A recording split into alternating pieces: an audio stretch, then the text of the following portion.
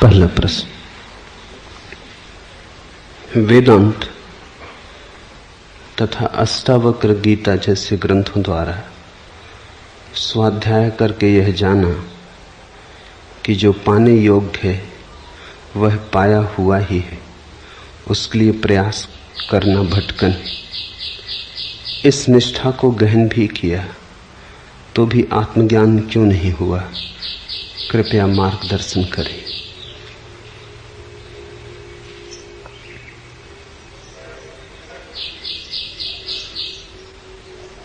शास्त्र से जो समझ में आया वो तुम्हें समझ में आया ऐसा नहीं है।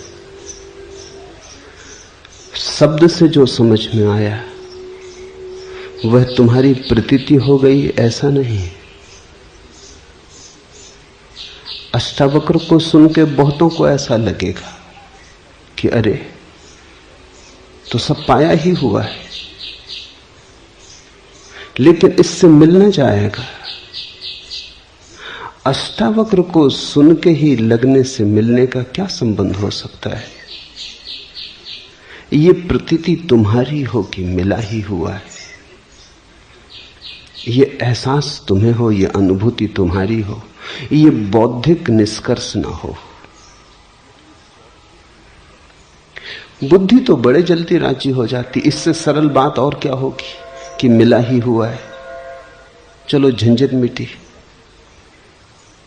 अब कुछ खोजने की जरूरत नहीं, ध्यान की जरूरत नहीं, पूजा प्रार्थना की जरूरत नहीं, मिला ही हुआ है।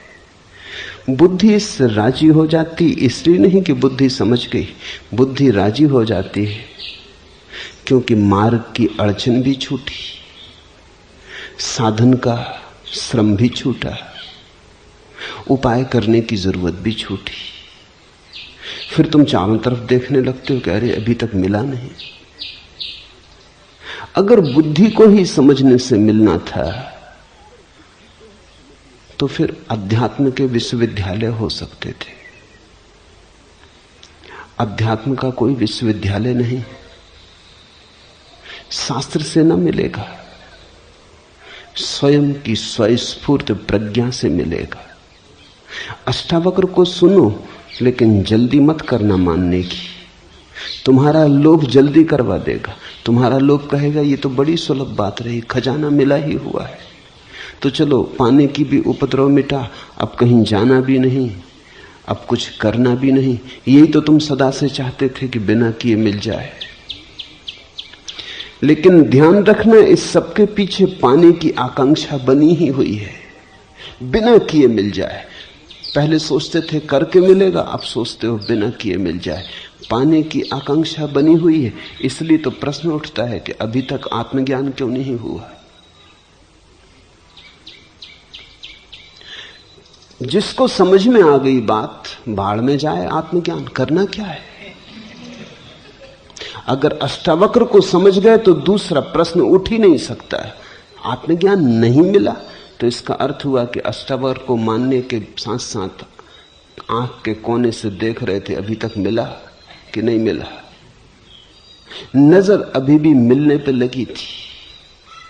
मेरे पास लोग आते, उनको मैं कहता हूं कि ध्यान जब तक न गहरा होगा, जब तक तुम कुछ मांग जारी रखोगे, जब तक तुम सोचोगे कुछ मिले, आनंद मिले, परमात्मा मिले, आत्मा मिले, तब तक ध्यान गहरा न होगा। क्योंकि ये लोभ की वृत्ति है जो मिलने की बात सोच रही, ये महत्वाकांक्षा है, ये राजनीति है, अभी धर्म नहीं हुआ।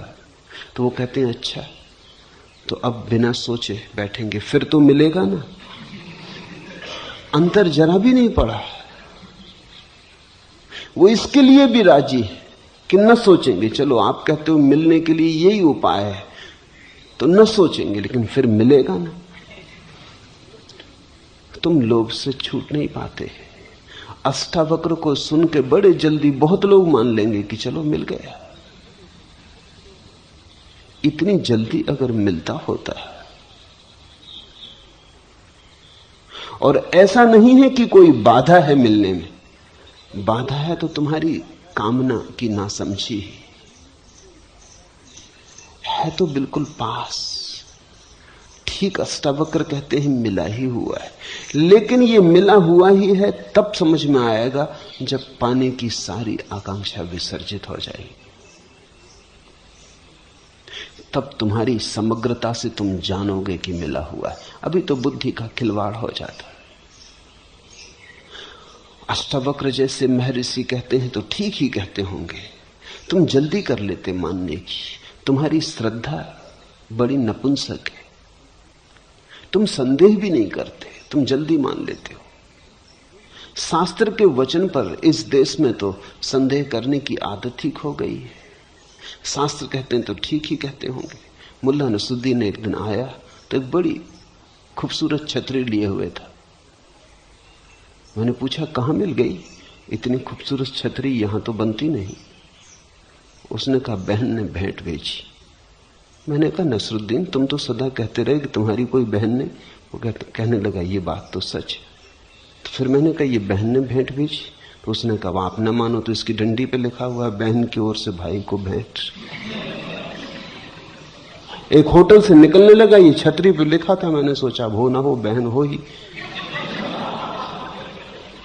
जब लिखा हुआ है तो मानना ही पड़ता है। और फिर ऐसे कोई पुपेरी ममेरी कोई चचेरी बहन शायद हो भी। और फिर अध्यात्मवादी तो सदा से कहते हैं अपनी पत्नी को छोड़कर सभी को माता बहन समझो। लिखी हुई बात पर और फिर शास्त्र में लिखी हो, छपी बात पर बड़े जल्दी श्रद्धा आती। कुछ बात कहो किसी से, वो कहता कहां लिखी, लिखा हुआ बता दो तो वो राजी हो जाता। जैसे लिखे होने में कोई बल है।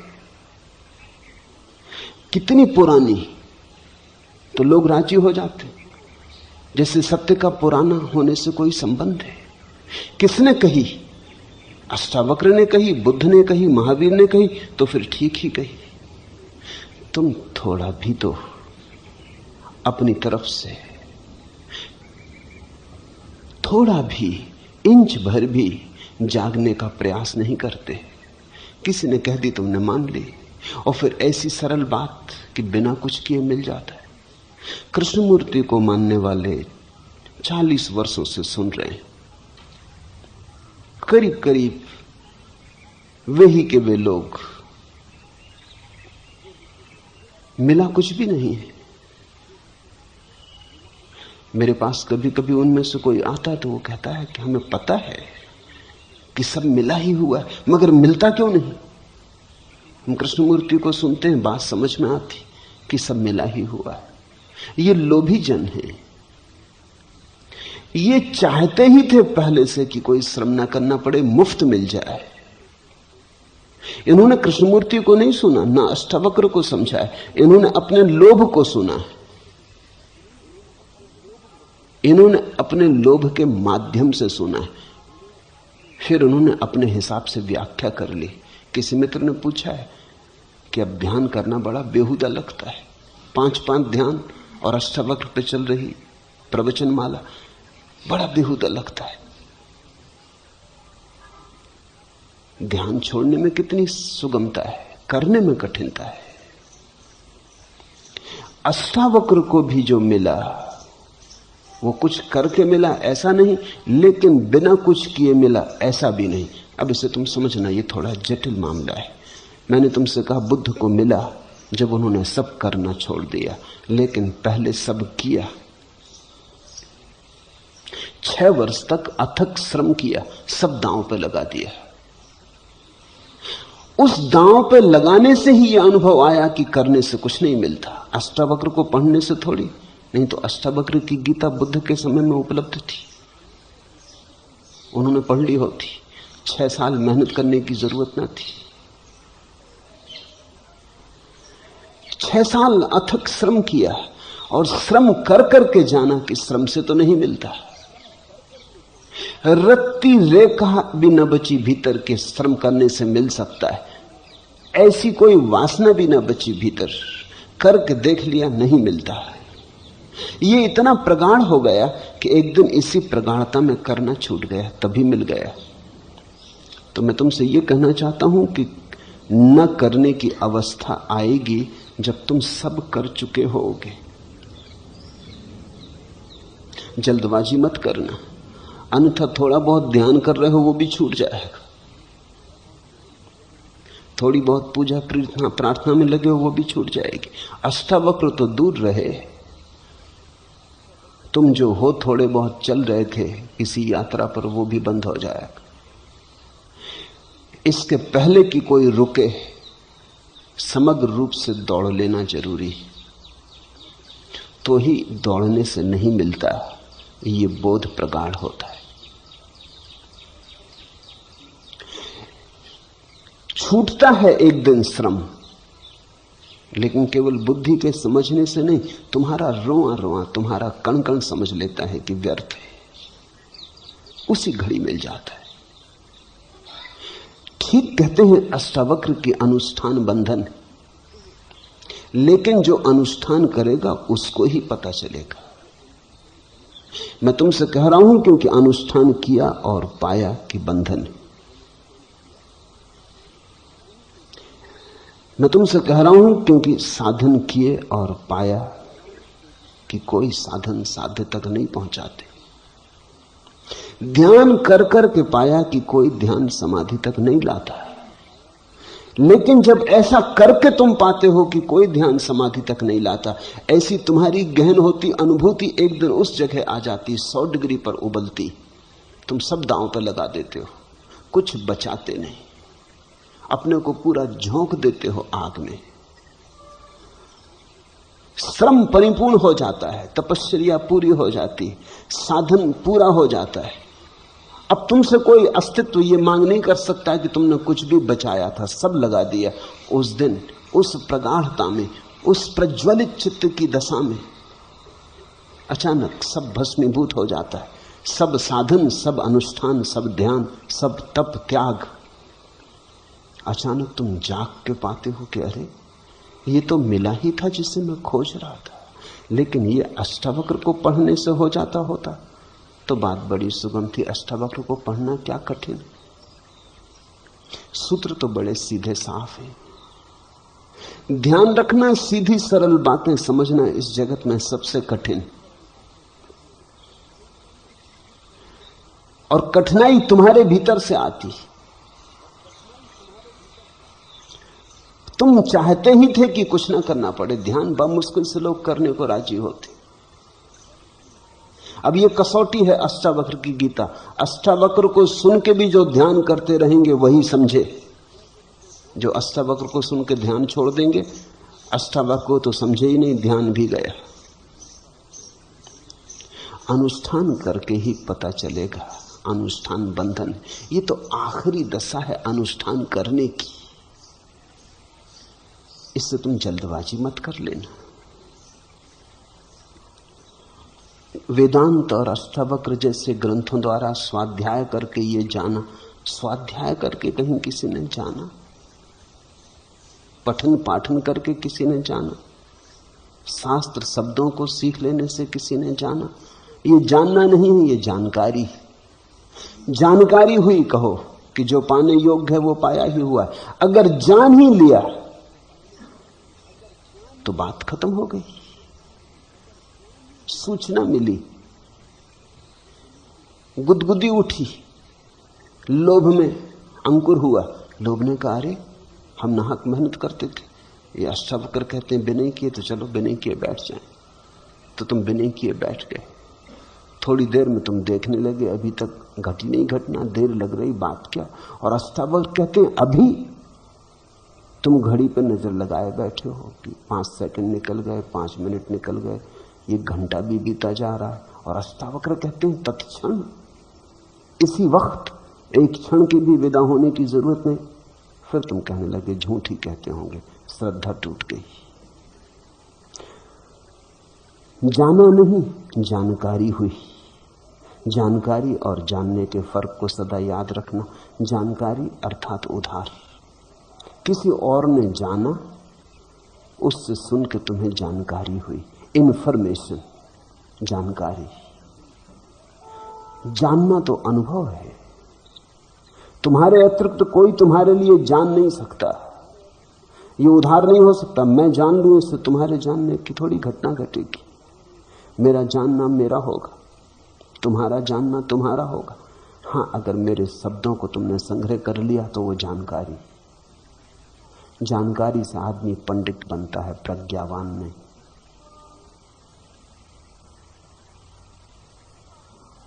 ज्ञान का बोझ इकट्ठा हो जाता है, ज्ञान की मुक्ति नहीं।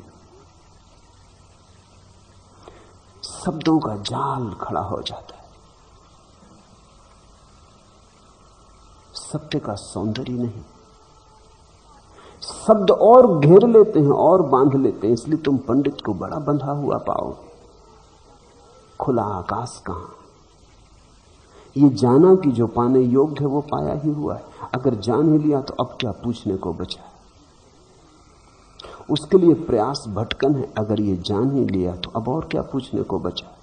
इस निष्ठा को गहन भी किया। ये निष्ठा या तो होती है या नहीं होती, इसको गहन करने का उपाय नहीं। गहन कैसे करोगे?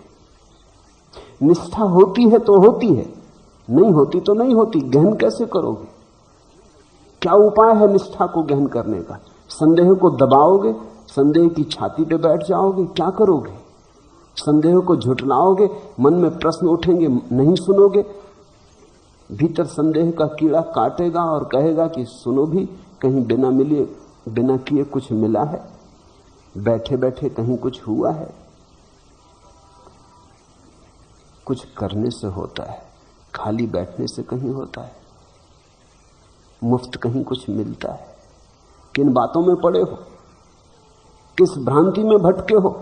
उठो, चलो, दौड़ो, अन्यथा जीवन निकल जाएगा। जीवन निकला ही जा रहा है। ऐसे बैठे बैठे मूढ़ की भांति समय मत गमाओ। ये संदेह उठेंगे, इनका क्या करोगे? इनको दबा लोगे, इनको झुठला दोगे, कहोगे कि नहीं सुनना चाहता, इनको अचेतन में फेंक दोगे, तलघरे में छिपा दोगे भीतर, इनके सामने आंख करके न देखोगे। क्या करोगे निष्ठा गहरा करने में? ऐसा ही कुछ करोगे, किसी तरह का दमन करोगे। ये निष्ठा झूठी होगी, इसके नीचे अविश्वास सुलगता होगा। ये निष्ठा ऊपर ऊपर होगी, इसकी झीनी चादर होगी ऊपर, भीतर अविश्वास के संदेह के अंगारे होंगे। वो जल्दी ही इस निष्ठा को जला डालेंगे। ये निष्ठा किसी भी काम की नहीं, इसको तुम गहरा नहीं कर सकते। निष्ठा होती है तो होती है। ऐसा समझो कि कोई आदमी एक वर्तुल खींचे, आधा वर्तुल खींचे, तो क्या तुम उसे वर्तुल कहोगे? आधे वर्तुल को वर्तुल कहा जा सकता है? चाप कहते हैं, वर्तुल नहीं। वर्तुल तो तभी कहते हैं जब पूरा होता।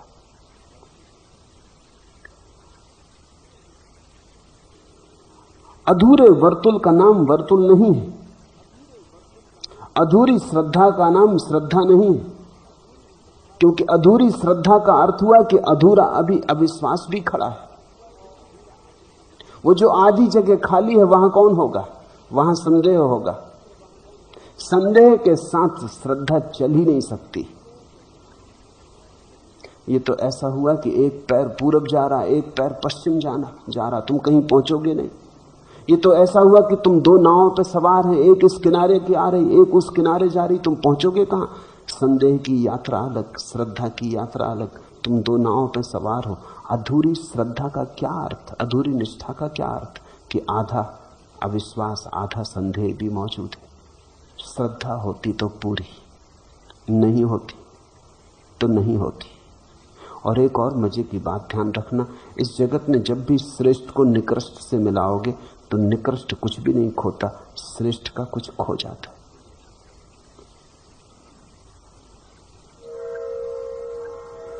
जब भी तुम श्रेष्ठ के साथ निकृष्ट को मिलाओगे तो निकृष्ट की कोई हानि नहीं होती, श्रेष्ठ की हानि हो जाती। शुद्ध पकवान भोजन तैयार है, तुम जरा सी मुट्ठी भर गंदगी लाके डाल दो, तुम कहोगे ये पकवान का तो ढेर लगा है, मनो इसमें मुट्ठी भर गंदगी से क्या होता। तो मुट्ठी भर गंदगी उस पूरे शुद्ध भोजन को नष्ट कर देगी। वो पूरा शुद्ध भोजन भी मुट्ठी भर गंदगी को नष्ट न कर पाएगा। तुम एक फूल पर पत्थर फेंक दो तो पत्थर का कुछ न बिगड़ेगा, फूल समाप्त हो जाएगा। पत्थर जड़ है, निकृष्ट है, फूल महिमावान है। फूल आकाश का है, पत्थर पृथ्वी का है। फूल काव्य है जीवन का। पत्थर और फूल की टक्कर होगी तो फूल का सब बिगड़ जाएगा, पत्थर का कुछ भी ना बिगड़ेगा। एक बूंद जहर पर्याप्त है। तो ध्यान रखना, संदेह निकृष्ट है। श्रद्धा के फूल के साथ अगर संदेह का पत्थर भी पड़ा है तो फूल दबेगा और मर जाएगा, हत्या हो जाएगी फूल की। तुम ये मत सोचना कि श्रद्धा पत्थर को बदल लेगी, पत्थर फूल को नष्ट कर देगा। निष्ठा या तो होती है या नहीं होती, इसमें दो मत नहीं है। होती है तो सारे जीवन को घेर लेती है, रोए रोए को व्याप्त कर लेती है। निष्ठा व्यापक है फिर, पर ऐसी निष्ठा शास्त्र से नहीं मिलती, ना मिल सकती। ऐसी निष्ठा जीवंत अनुभव से मिलती। जीवन के शास्त्र को पढ़ोगे तो मिलेगी, अष्टावक्र को पढ़ने से नहीं। अष्टावक्र को समझ लो, उस समझ को ज्ञान मत समझ लेना। अष्टावक्र को समझ के अपने भीतर संभाल के एक कोने में रख दो। एक कसौटी मिली, ज्ञान नहीं मिला, एक कसौटी मिली। अब जब तुम्हें ज्ञान मिलेगा तब अष्टावक्र की कसौटी पे उसे कसने में तुम्हें सुविधा हो जाएगी। कसौटी सोना नहीं है।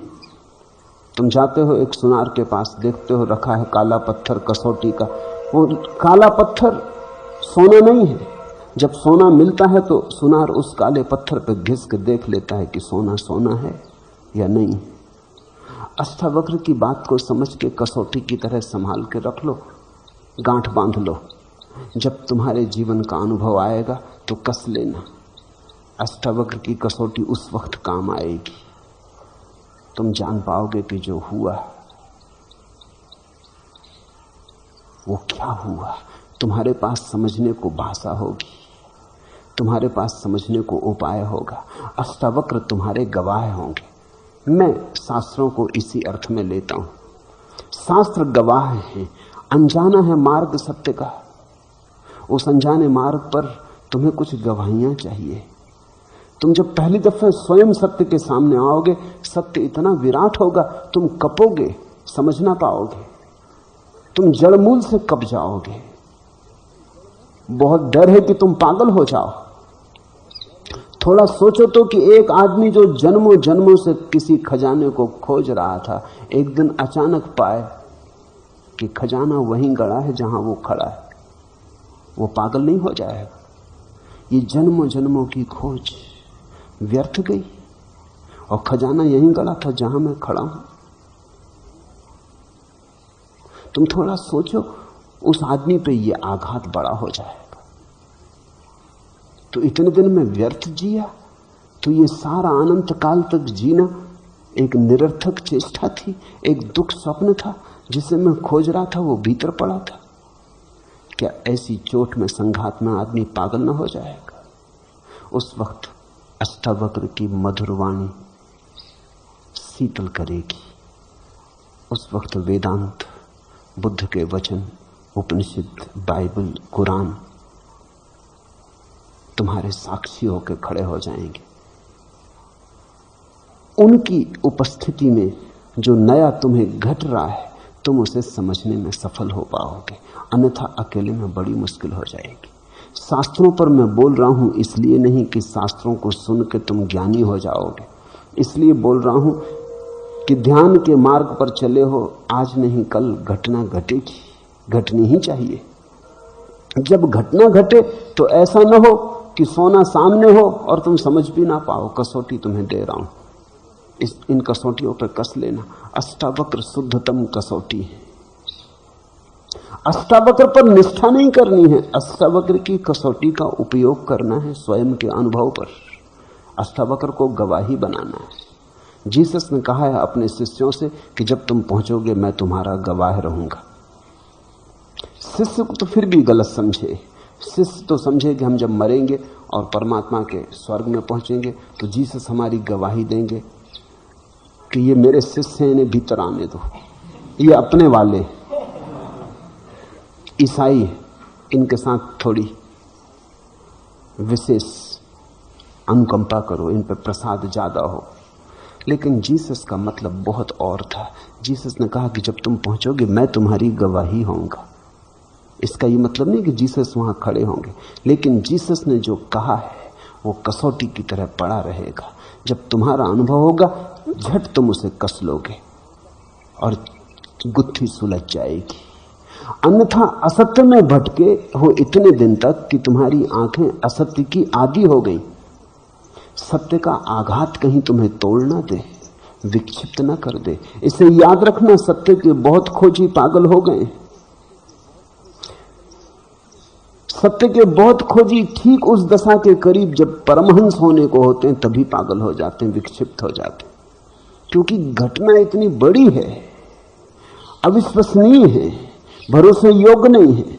जैसे पूरा आकाश टूट पड़े तुम पर, छोटा तुम्हारा पात्र है और विराट तुम्हारे पात्र पर बरस जाए, तुम अस्त व्यस्त हो जाओगे, तुम संभाल ना पाओगे। जैसे सूरज एकदम सामने आ जाए और तुम्हारी आंखें झपक आ जाए, धुंधल का हो जाए, सूरज सामने हो और अंधेरा हो जाए क्योंकि तुम्हारी आंखें बंद हो जाएं, उस घड़ी अष्टावक्र के वचन तुम्हें सूरज को समझने में उपयोगी हो जाएंगे।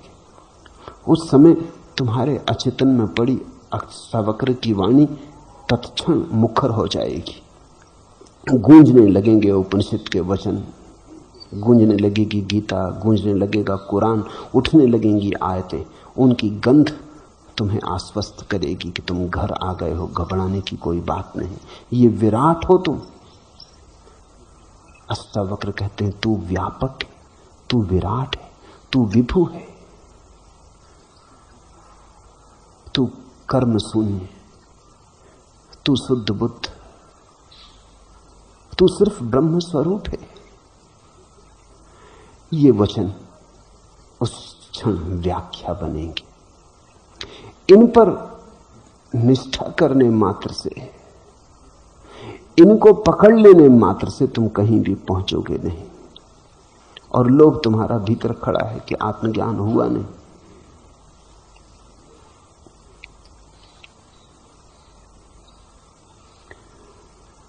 वासना को बांधने को तुमड़ी जो स्वरतार बिछाती है, आह उसी में कैसी एकांत निबड़ वासना थरथराती।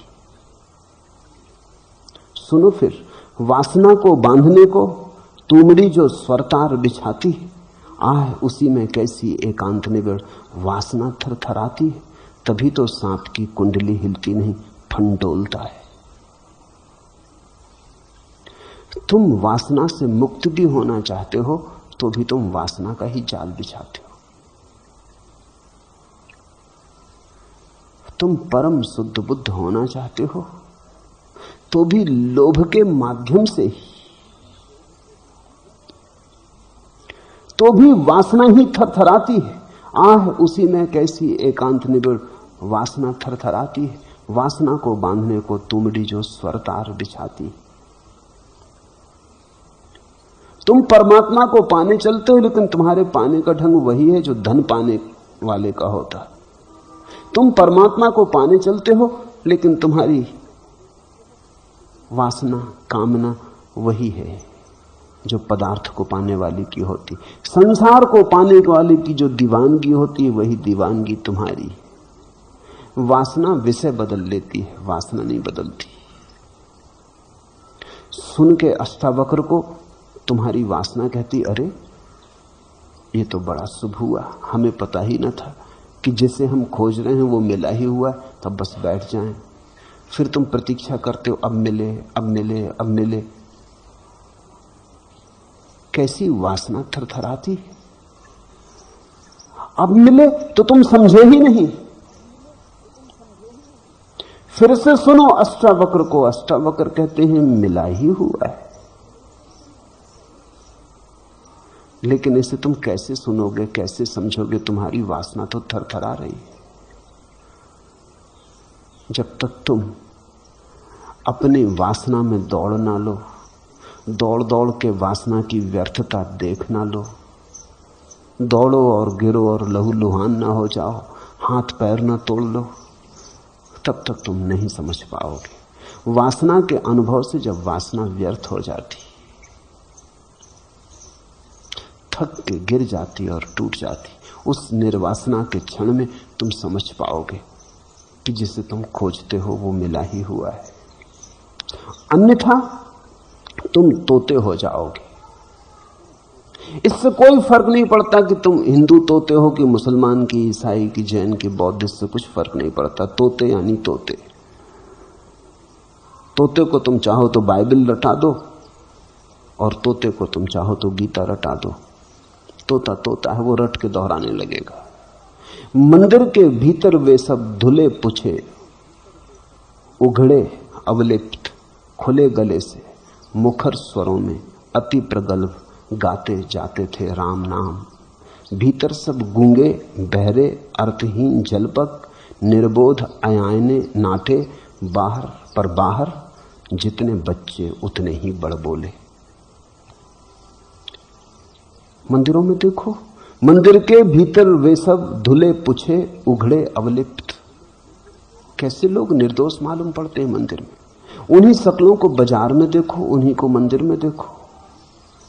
मंदिर में उनका आवरण भिन्न मालूम होता है। खुले गले से मुखर स्वरों से अति प्रगल्भ गाते जाते थे राम नाम। देखा तुमने माला लिए किसी को राम नाम जपते, राम चदरिया ओढ़े, चंदन तिलक लगाए, कैसी शुभ्र लगती प्रतिमा। इन्हीं सज्जन को बाजार में देखो, भीड़ भाड़ में देखो, पहचान भी ना पाओगे। लोगों के चेहरे अलग अलग हैं। बाजार में एक चेहरा ओढ़ लेते हैं, मंदिर में एक चेहरा ओढ़ लेते हैं। अति प्रगल्भ गाते जाते थे राम नाम। भीतर सब गूंगे बहरे अर्थहीन जलपक, निर्बोध अयाने नाटे, पर बाहर जितने बच्चे उतने ही बड़ बोले। जानकारी तुम्हें तोता बना सकती, बड़ बोला बना सकती। जानकारी तुम्हें धार्मिक होने की भ्रांति दे सकती, धोखा दे सकती। लेकिन ज्ञान उसे मत मान लेना। और जानकारी के आधार पर तुम जो निष्ठा संभालोगे, वो निष्ठा संदेह के ऊपर बैठी होगी, संदेह के कंधे पर सवार होगी। वो निष्ठा कहीं सत्य के द्वार तक ले जाने वाली नहीं। उस निष्ठा पर बहुत भरोसा मत करना। वो निष्ठा दो कौड़ी की है। निष्ठा आनी चाहिए स्वानुभव से। निष्ठा आनी चाहिए शुद्ध निर्विकार स्वयं की ध्यान अवस्था से।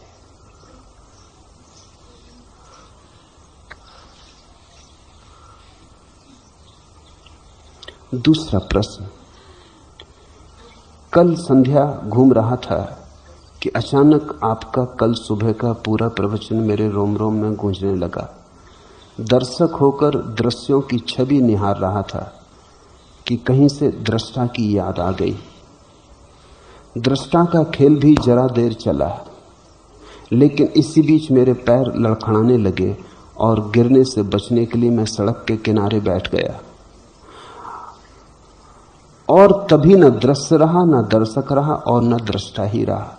सब कुछ समाप्त हो गया और फिर भी कुछ था। कभी अंधेरा, कभी प्रकाश की आंख में छौनी चलती रही, लेकिन तभी से बेचैनी भी बढ़ गई और समझ में नहीं आया कि यह सब क्या है। यही मैं तुमसे कह रहा हूं। अगर सत्य की थोड़ी सी झलक भी तुम्हारे पास आएगी तो तुम बेचैन हो जाओगे। तुम समझ ना पाओगे ये क्या है। न समझ पाए कि क्या है तो गहन अशांति पकड़ लेगी।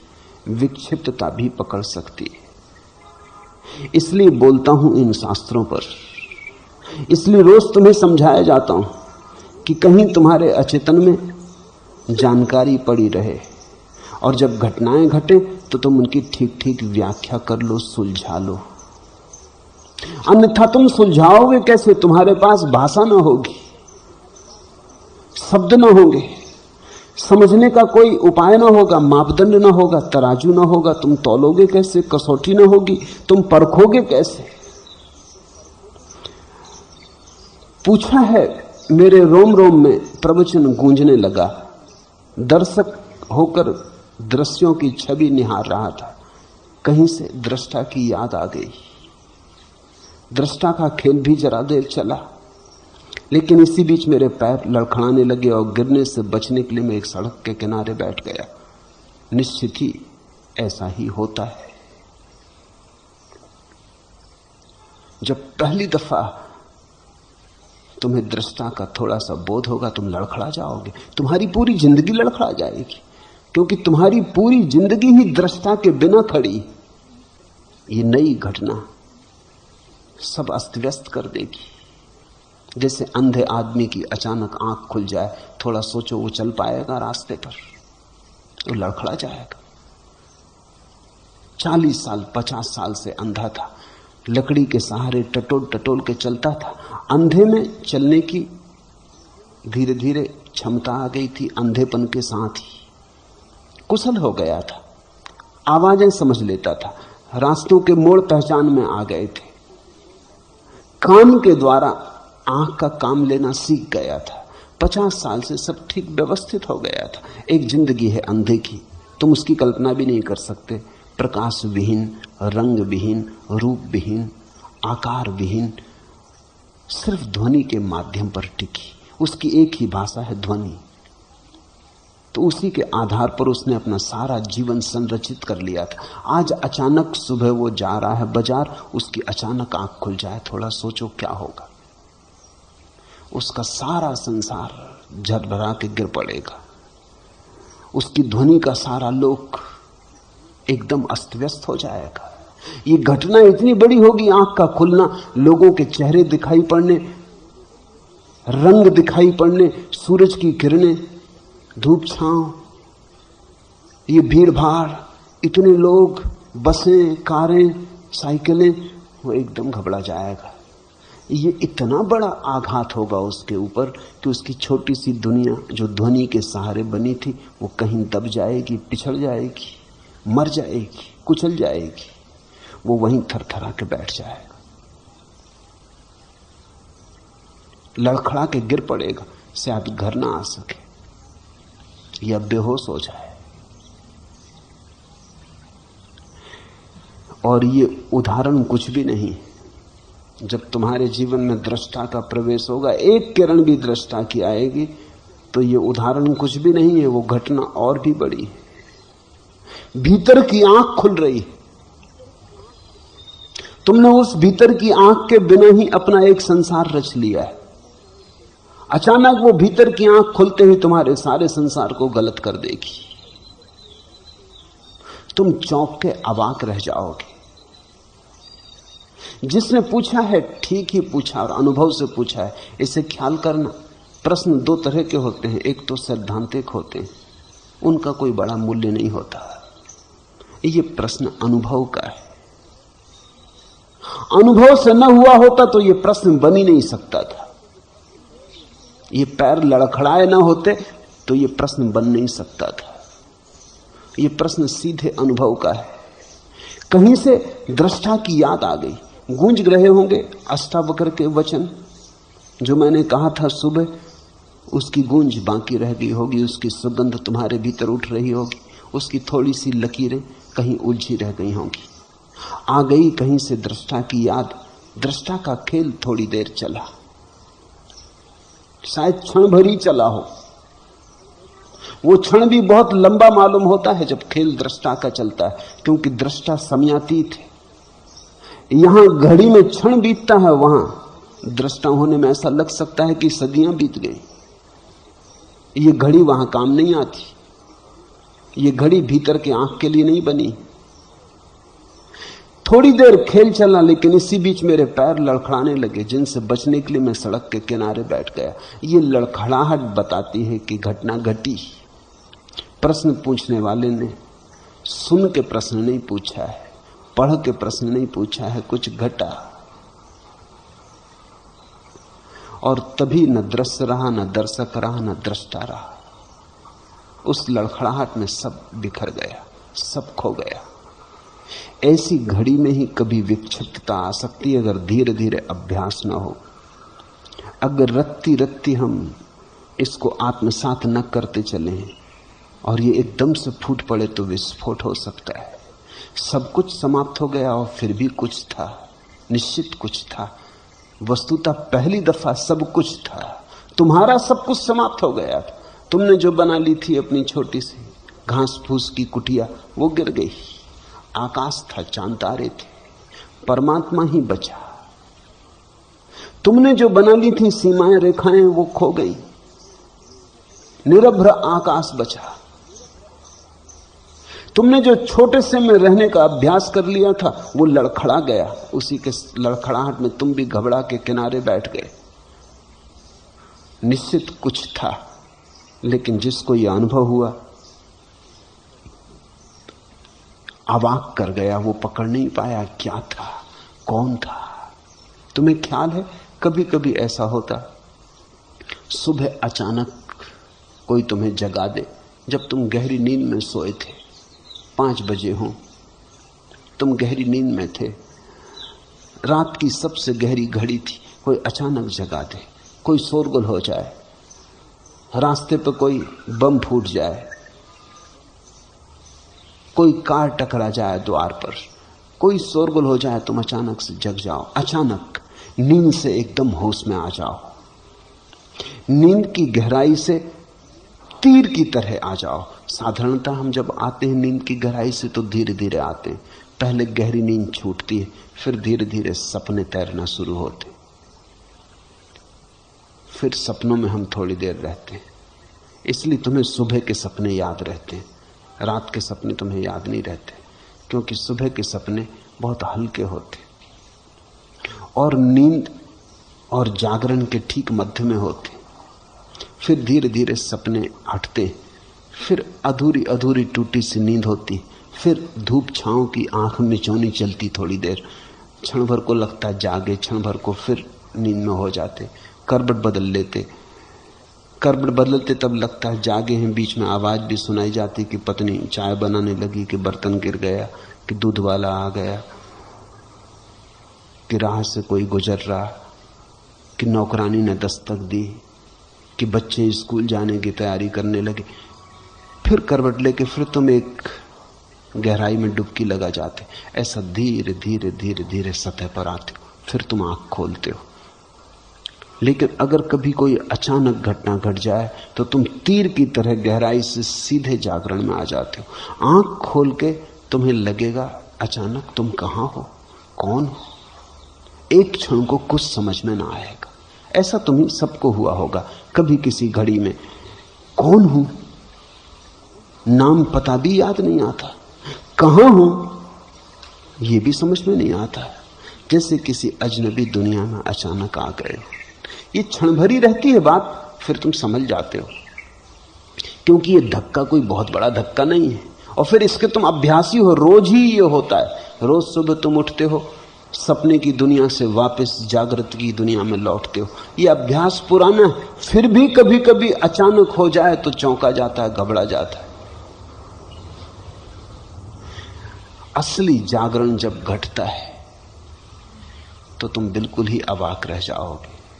तुम्हें कुछ समझ में ना आएगा क्या हो रहा है, सब सन्नाटा और शून्य हो जाएगा। लेकिन ठीक हुआ, न दृष्टा रहा, न दर्शक, न दृश्य, सब कुछ समाप्त हो गया। फिर भी कुछ था। इस कुछ को ही तुम व्याख्या कर सको, इसलिए इतने शास्त्रों पर मैं बोल रहा हूं। इस कुछ की ही तुम व्याख्या करने में समर्थ हो जाओ, इस कुछ को तुम अर्थ दे सको, इस कुछ की तुम प्रतिभिज्ञा कर सको, परिभाषा कर सको, नहीं तो ये कुछ तुम्हें डुबा लेगा, तुम बाढ़ में बह जाओगे। तुम्हारे पास खड़े होने को कोई जगह रहे, इसलिए इतनी बातें कह रहा हूं।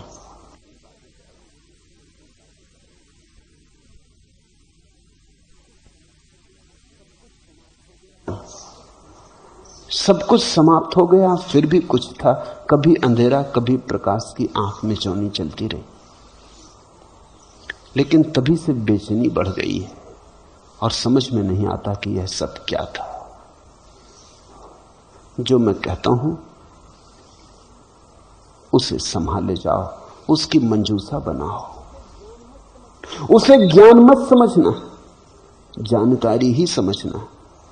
समझ पूर्वक उसकी मंजूसा बनाओ। फिर धीरे धीरे तुम पाओगे, जब जब अनुभव घटेगा, जो अनुभव घटेगा उस अनुभव को सुस्पष्ट सुविश्लिष्ट कर देने वाले मेरे शब्द तुम्हारे अचेतन से उठ के खड़े हो जाएंगे। मैं तुम्हारा साक्षी बन जाऊंगा, मैं तुम्हारा गवाह हूं। लेकिन अगर सुनते वक्त तुम मेरे साथ विवाद कर रहे हो तो फिर मैं तुम्हारा गवाह न बन सकूंगा। अगर सुनते वक्त तुम मुझसे किसी तरह का आंतरिक संघर्ष कर रहे हो, तर्क कर रहे हो, अगर सुनते वक्त तुम मुझे सहानुभूति प्रेम से नहीं सुन रहे हो, विवाद कर रहे हो, तो मैं तुम्हारा गवाह न बन सकूंगा। क्योंकि फिर तुम जो अपनी मंजूसा में रखोगे वो मेरा नहीं होगा, तुम्हारा ही होगा।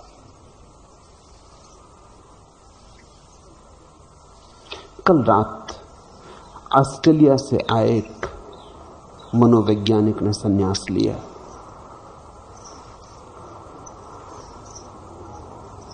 उस मनोवैज्ञानिक को मैंने कहा कि तुम संन्यास ना लो तो भी तुम्हारा स्वागत है, लेकिन तब तुम मेरे अतिथि ना रहोगे। स्वागत तो तुम्हारा है। अगर तुम संन्यास ले लो तो भी स्वागत तुम्हारा है, पर तुम मेरे अतिथि भी हो गए। मुझसे लोग पूछते हैं अगर हम संन्यास ना लें तो क्या आपका प्रेम हम पर कम रहेगा? मेरा प्रेम तुम पर पूरा रहेगा, स्वागत है। लेकिन संन्यास लेते ही तुम अतिथि भी हो गए, और बड़ा फर्क है। बिना संन्यास लिए तुम सुन रहे हो दूरी से, संन्यास लेके तुम पास आ गए। बिना संन्यास लिए तुम सुन रहे हो, अपनी बुद्धि से विश्लेषण कर रहे हो, तुम छांट रहे हो। मैं जो कह रहा हूं उसमें तो तुम्हें मन भाता है वो रख लेते हो, जो मन नहीं भाता वो छोड़ देते हो। और संभावना इसकी है कि जो तुम्हें मन नहीं भाता वही काम पड़ने वाला है, क्योंकि तुम्हें जो मन भाता है वो तुम्हें बदल नहीं सकता। तुम्हें मन भाता है उसका अर्थ है तुम्हारे अतीत से मेल खाता है। जो तुम्हारे अतीत से मेल नहीं खाता वही तुम्हारे भीतर क्रांति की किरण बनेगा।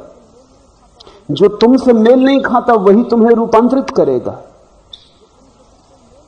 जो तुमसे बिल्कुल मेल खा जाता है वो तुम्हें मजबूत करेगा, रूपांतरित नहीं करेगा। तो तुम चुन रहे हो, तुम सोचते हो तुम बुद्धिमान हो। बुद्धिमान कभी कभी बड़ी नासमझियां करते हैं। वो चुन रहे हैं, बैठे वो चुनते रहते हैं। अपने मतलब का जो वो संभाल लेंगे, जो अपने मतलब का नहीं उससे हमें क्या लेना देना। लेकिन मैं तुमसे फिर कहता हूं, जो तुम्हें लगता है तुम्हारे मतलब का नहीं वही किसी दिन तुम्हारे काम पड़ेगा। आज तुम्हारे पास उसको समझने का भी कोई उपाय नहीं, क्योंकि तुम्हारे पास उसका कोई अनुभव नहीं। फिर भी मैं कहता हूं संभाल के रख लो। किसी दिन अनुभव जब आएगा तो अचानक तुम्हारे अचेतन से उठेगी बात और हल कर जाएगी। तब तुम अवाक ना रहोगे, तब तुम्हारा विस्मय तुम्हें तोड़ नहीं देगा, और तब तुम घबरा ना जाओगे और बेचैनी ना होगी।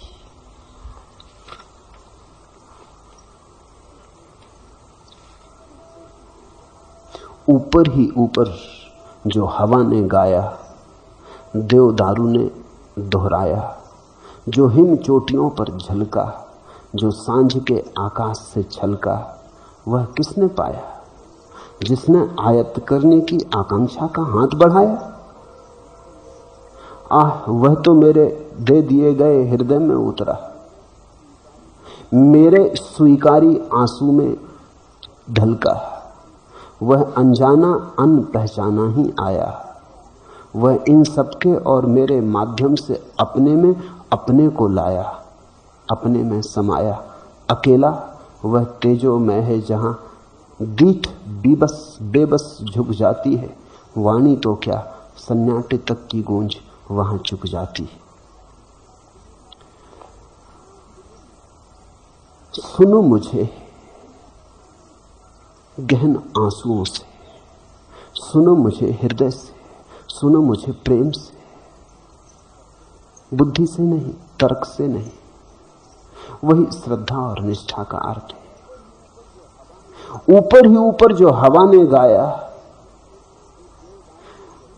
जो देवदारू ने दोहराया, जो हिम चोटियों पर झलका, जो सांझ के आकाश से छलका, वह किसने पाया?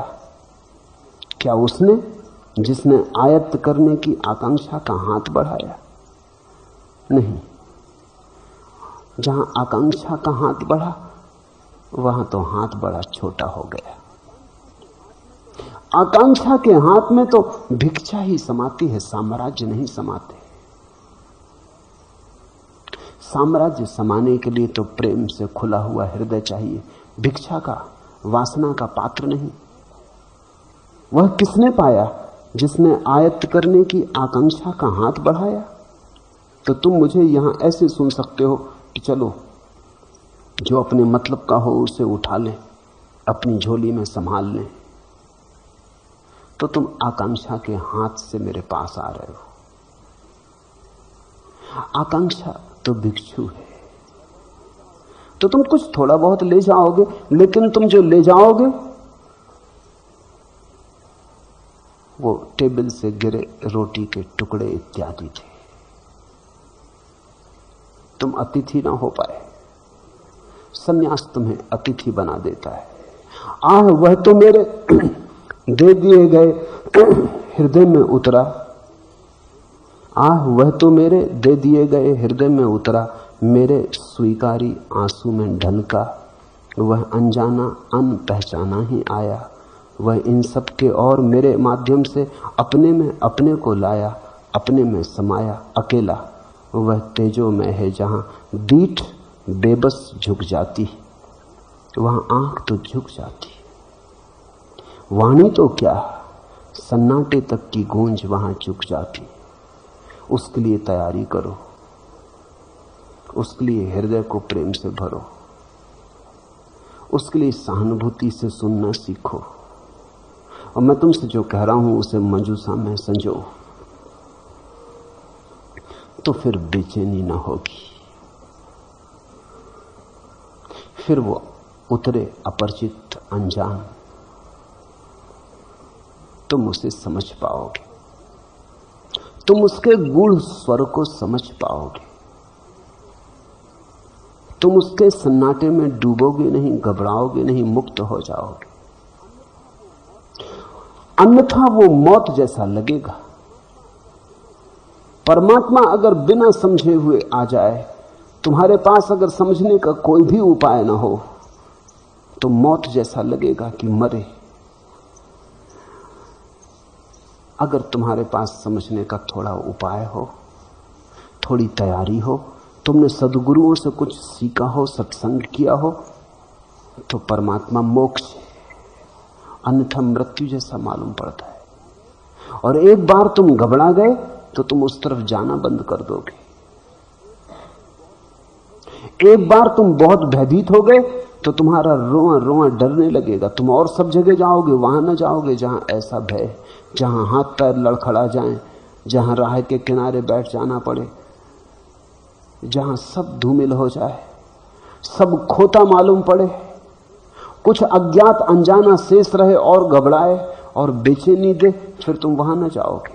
रविन्द्रनाथ का गीत है कि मैं परमात्मा को खोजता था अनेक जन्मों से, बहुत खोजा, मिला नहीं। कभी कभी दूर, बहुत दूर चांद तारों पर उसकी झलक दिखाई पड़ जाती थी। आशा बंधी रही, खोजता रहा। फिर एक दिन संयोग और सौभाग्य उसके द्वार पर पहुंच गया। तख्ती लगी थी, यही रहा घर भगवान का। चढ़ गया सीढ़ियां एक छलांग में, जन्मों जन्मों की यात्रा पूरी हुई थी। अहो भाग्य, हाथ में सांकल लेके बजाने को ही था कि तब एक भय पकड़ा कि अगर वो मिल गया तो फिर मैं क्या करूंगा। अब तक परमात्मा को खोजना ही तो मेरा कुल कृत्य था, अब तक इसी सहारे जिया, यही थी मेरी जीवन यात्रा। तो परमात्मा अगर मिल गया तो वो तो मृत्यु हो जाएगी, फिर मेरे जीवन का क्या, फिर मेरी यात्रा कहां, फिर कहां जाना है, किसको पाना है, क्या खोजना है, फिर तो कुछ भी ना बचेगा। तो बहुत घबरा गया, छोड़ दी सांकल आहिस्ता से कि कहीं आवाज ना हो जाए, कहीं वो द्वार खोल ही ना दे।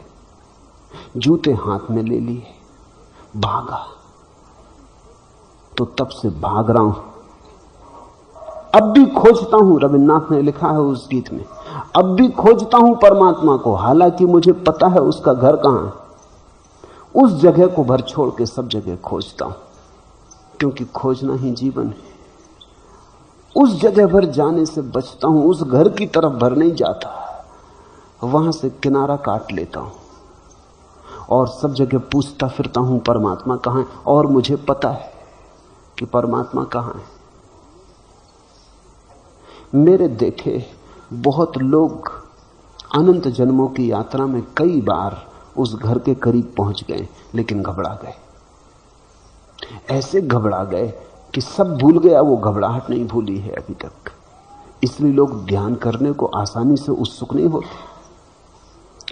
ध्यान वगैरह की बात से ही लोग डरते हैं, बचते हैं। परमात्मा शब्द का औपचारिक उपयोग कर लेते हैं, लेकिन परमात्मा को कभी जीवन की गहरी खोज नहीं बनने देते। मंदिर मस्जिद हो आते हैं, सामाजिक औपचारिकता है, लोकाचार, जाना चाहिए इसलिए चले जाते हैं। लेकिन कभी मंदिर को, मस्जिद को हृदय में नहीं बसने देते, उतना खतरा मोल नहीं लेते, दूर दूर रखते हैं परमात्मा को। उसका कारण होगा कहीं किसी गहन अनुभव में, कहीं छिपी किसी गहरी स्मृति में कोई भय का अनुभव छिपा है। कभी लड़खड़ा गए होंगे उसके घर के पास। अब जिन मित्र को यह अनुभव हुआ है, अगर वो ठीक से न समझें तो घबराने लगेंगे। अब रास्ते पर ऐसा घबरा के बैठ जाना, हाथ पैर कब जाना, हृदय का जोर से धड़कने लगना, श्वास का बेतहासा चलने लगना, कुछ से कुछ हो जाए, ऐसे ध्यान से दूर ही रहना अच्छा। ये तो झंझट की बात है। फिर लौट आए सो ठीक, अगर न लौट पाए तो, अगर ऐसे ही बैठे रह जाएं रास्ते के किनारे तो लोग पागल समझ लेंगे।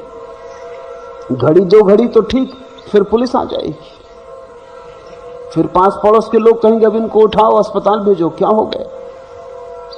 चिकित्सक इंजेक्शन देने लगेंगे कि इनका होश खो गया, कि मस्तिष्क खराब हो गया। मेरे एक मित्र ने लिखा है, सन्यासी है, कि यहां से गए तो नाचते हुए आनंदित होकर गए। घर के लोगों ने कभी उन्हें नाचते और आनंदित तो देखा नहीं था। जब वो घर नाच से आनंदित पहुंचे, लोगों ने समझा पागल हो गए। घर के लोगों ने एकदम दौड़ कर उनको पकड़ लिया कि बैठो, क्या हो गया तुमको। अरे उनका मुझे कुछ हुआ नहीं, मैं बड़ा प्रसन्न हूं, आनंदित। वो जितने ज्ञान की बातें करें घर के लोग उतने संदिग्ध हुए कि गड़बड़ हो गई। वो उन्हें घर से न निकलने दें, जबरदस्ती उनको अस्पताल में भर्ती करवा दिया। उनका पत्र आया कि मैं बड़ा हंस रहा हूं यहां अस्पताल में, ये खूब मजा है, मैं दुखी था मुझे कोई अस्पताल न लाया, अब मैं प्रसन्न हूं तो लोग मुझे अस्पताल ले आए। मैं देख रहा हूं खेल, मगर वो समझते हैं कि मैं पागल हूं, और जितना वो मुझे समझते हैं कि पागल हूं उतनी मुझे हंसी आती। जितनी मुझे हंसी आती वो समझते हैं बिल्कुल गए काम से। ठीक हुआ जो पूछ लिया। घबराना मत, ये अनुभव धीरे धीरे शांत हो जाएगा। साक्षी भाव रखना, ऐसा स्वाभाविक है।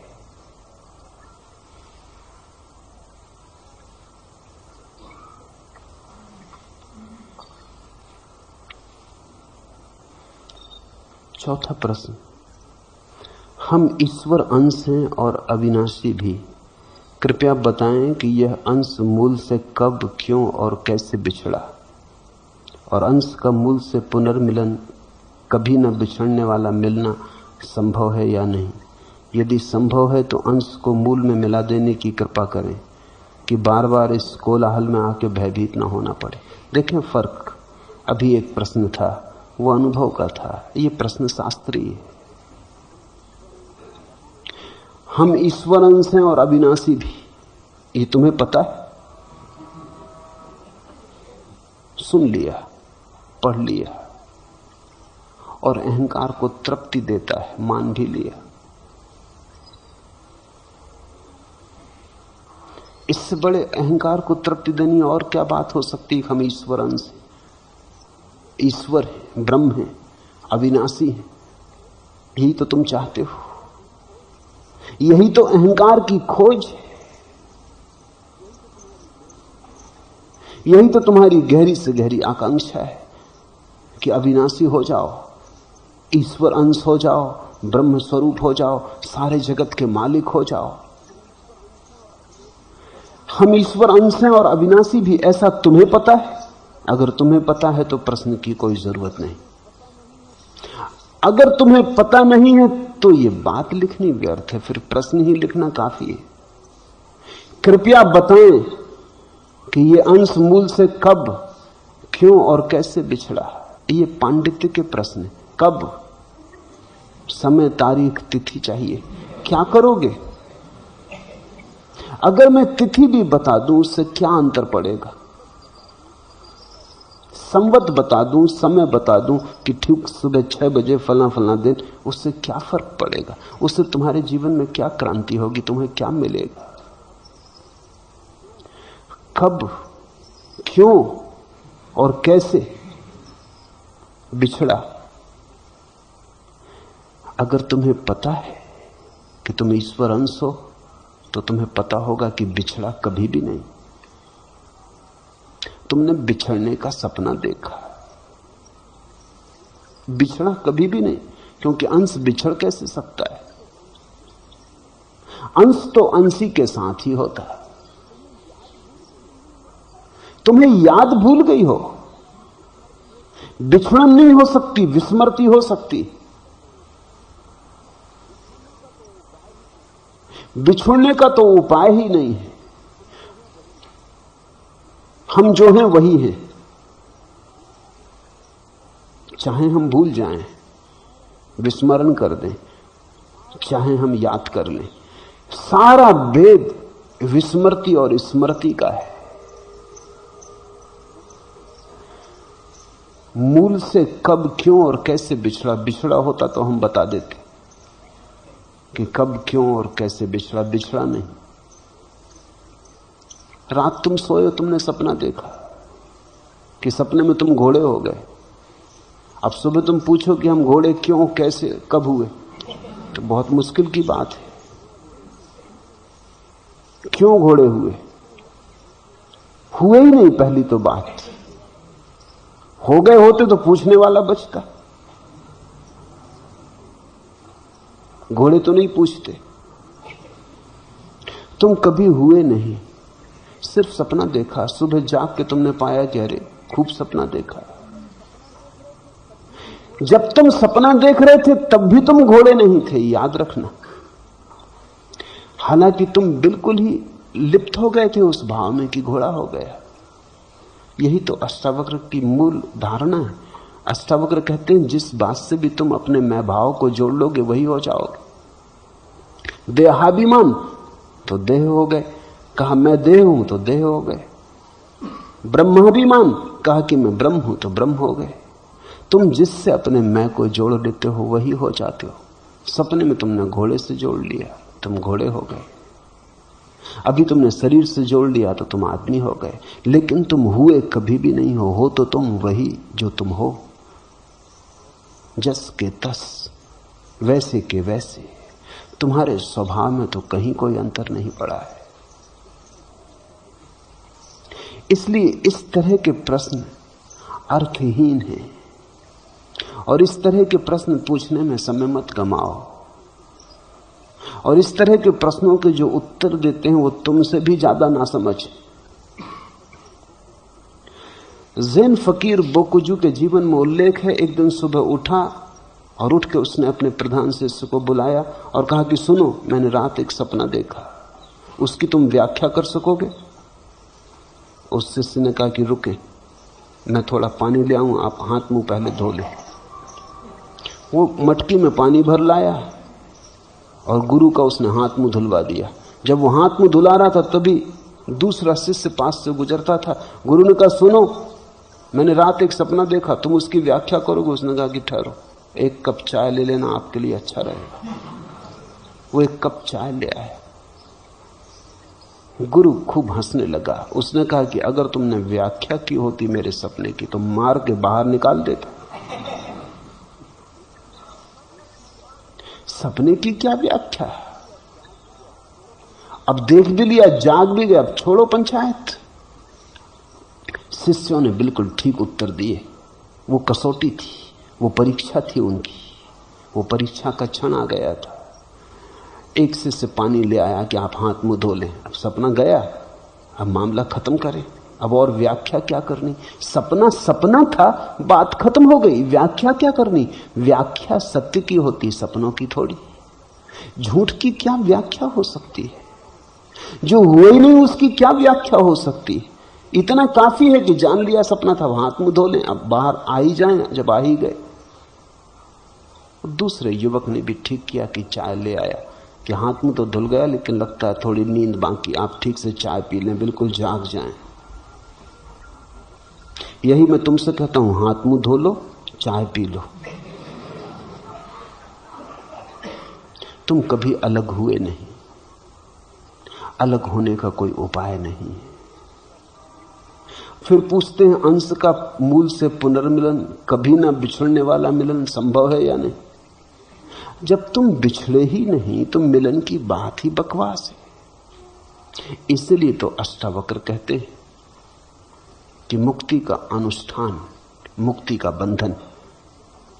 वो क्या कह रहे हैं? वो ये कह रहे हैं जिससे तुम कभी अलग ही नहीं हुए उससे मिलने की योजना, तो हद हो गई पागलपन की। तो ये योजना ही तुम्हें मिलने ना देगी। थोड़ा सोचो, अगर तुम अपने घर के बाहर कभी गए ही नहीं तो घर लौटने की चेष्टा तुम्हें जागने ना देगी। एक शराबी रात घर लौटा, ज्यादा पी गया, दरवाजे पर टटोल के तो देखा लेकिन समझ में ना आया अपना मकान है। उसकी मां ने दरवाजा खोला तो उसने कहा, हे बूढ़ी मां, मुझे मेरा घर का पता बता दे। वो बूढ़ी कहने लगी, तू मेरा बेटा है, मैं तेरी मां हूं पागल, ये तेरा घर है। उसने कहा कि मुझे भरमाओ मत, मुझे भटकाओ मत। इतना मुझे पक्का है कि घर यहीं कहीं है, लेकिन कहां? मोहल्ले के लोग इकट्ठे हो गए, लोग समझाने लगे। अब शराबी को समझाने की जरूरत नहीं होती। शराबी को जो समझाएं वो भी शराब पिए। वो समझाने लगे कि यही तेरा घर है, सिद्ध करने लगे, प्रमाण जुटाने लगे कि देख ये देख। इतनी बात समझ ही नहीं रहे कि वो आदमी शराब पिए, कहां प्रमाण। उसे न मालूम क्या क्या दिखाई पड़ रहा है जिसकी तुम सोच भी नहीं कर सकते। जो तुम्हें दिखाई पड़ रहा है उसे दिखाई पड़ ही नहीं रहा, वो किसी दूसरे लोक में है। वो अपनी मां को नहीं पहचान रहा, क्या खाक अपने घर को पहचानेगा? वो अपने को नहीं पहचान रहा, वो क्या किसी और को पहचानेगा? उसके पीछे एक दूसरा शराबी आया, वो अपनी बैलगाड़ी जोते चला आ रहा, तो उसने कहा कि तू मेरी बैलगाड़ी में बैठ, मैं तुझे पहुंचा दूंगा तेरे घर। उसने कहा कि ये आदमी ठीक मालूम होता है। सदगुरु मिल गए।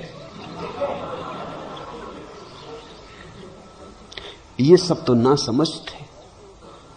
हम पूछते हैं हमारा घर कहां है, बस वो एक ही रट लगाए हुए कि यही तेरा घर। हम क्या अंधे? ये आदमी सदगुरु है। तुम ध्यान रखना, तुम गलत प्रश्न पूछोगे, तुम गलत गुरुओं के जाल में पड़ जाओगे। एक बार तुमने गलत प्रश्न पूछा तो कोई ना कोई गलत उत्तर देने वाला मिल ही जाएगा। ये जीवन का नियम है। पूछो कि उत्तर देने वाला तैयार है। सच तो ये कि तुम न पूछो तो उत्तर देने वाले तैयार, वो तुम्हें खोज ही रहे। इस तरह के प्रश्न पूछ के तुम केवल उलझनों में अपने को डालने का आयोजन करते हो। क्या पुनर्मिलन संभव है? बिछड़न हुई ही नहीं, विदा कभी ली ही नहीं, पुनर्मिलन की बात ही क्या करनी। और फिर पूछते हैं कि क्या न बिछुड़ने वाला मिलन संभव है? कहीं ऐसा ना हो कि मिलन हो फिर बिछड़ जाएं। ये सारी बातें सार्थक मालूम पड़ती हैं क्योंकि हमें याद ही नहीं कि हम कौन हैं। परमात्मा अगर भिन्न हो तो ये बातें सब सच हैं। परमात्मा तुम्हारा स्वभाव है। स्वभाव को भूल सकते हैं हम। ये भी हमारे स्वभाव में है कि हम स्वभाव को भूल सकते। एक मित्र ने पूछा है कि अगर आत्मा शुद्ध बुद्ध है और आत्मा अगर मुक्त है और आत्मा अगर असीम ऊर्जा है, परम स्वतंत्रता है, तो फिर वासना का जन्म कैसे हुआ? यह भी आत्मा की स्वतंत्रता है कि अगर वासना करना चाहे तो कर सकती। अगर आत्मा वासना न कर सके तो परतंत्र हो जाएगी। थोड़ा सोचो। संसार तुम्हारी स्वतंत्रता है, तुमने चाहा तो हो गया, तुम्हारी चाह मुक्त है। तुम चाहो तो अभी ना हो जाए, तुम चाहो तो अभी फिर हो जाए। तो मैं तुमसे ये नहीं कह सकता कि न बिछुड़ने वाला मिलन कैसे होगा। बिछड़न तो कभी हुई नहीं है, लेकिन आत्मा की ये परम स्वतंत्रता है कि वो जब चाहे जिस चीज को भूल जाए और जिस चीज को चाहे याद कर ले। अगर आत्मा की ये संभावना न हो तो आत्मा सीमित हो जाएगी, उसकी मुक्ति बंधित हो जाएगी, उस पर आरोपण हो जाएगा, उपाधि हो जाएगी। पश्चिम में एक विचारक हुआ दिदरो, उसने सिद्ध किया है कि ईश्वर पूर्ण शक्तिमान नहीं, सर्वशक्तिमान नहीं। उसने तर्क जो दिए हैं वो ऐसे हैं कि लगेगा कि बात ठीक कह रहा। जैसे वो कहता क्या ईश्वर 2 और 2 के जोड़ से 5 बना सकता है? ये अपने को भी अड़चन मालूम होती कि 2 और 2 से 5 ईश्वर भी कैसे बनाएगा? तो फिर सर्वशक्तिमान कैसा? 2 और 2 4 ही होंगे। क्या ईश्वर एक त्रिकोण में 4 कोण बना सकता? कैसे बनाएगा? 4 कोण बनाएगा तो वो त्रिकोण नहीं रहा, त्रिकोण रहेगा तो 4 कोण बन नहीं सकते उसमें, तो सीमित हो गया ईश्वर।